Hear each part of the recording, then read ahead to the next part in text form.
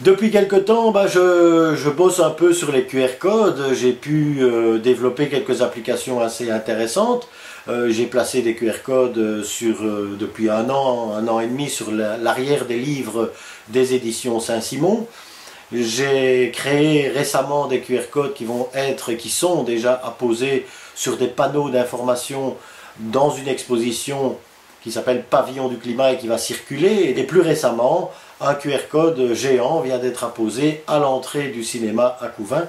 Ce QR code renvoyant, quand on le scanne, le programme du cinéma.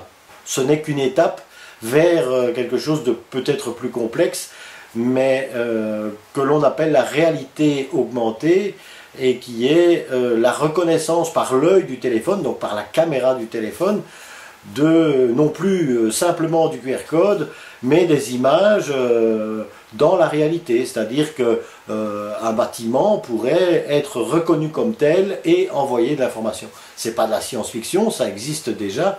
Eh bien, les affiches des années qui viennent ressembleront peut-être à celle-ci. Alors elle n'a rien de particulier, c'est une affiche électorale classique, sauf que cette affiche, si vous la scannez avec l'application adéquate... Mais Couvinon a souvent fait reproche aux politiques de ne pas avoir un projet fédérateur, une idée maîtresse. Et on voit que cette vidéo est effectivement jouée dans son cadre, dans le cadre qui lui a été attribué.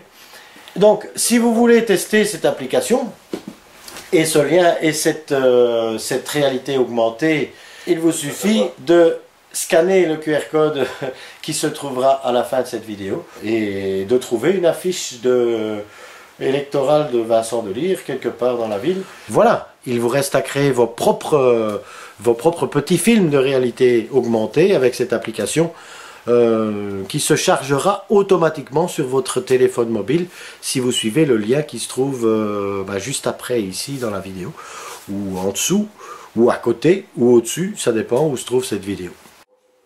Il vous suffit de scanner le QR code.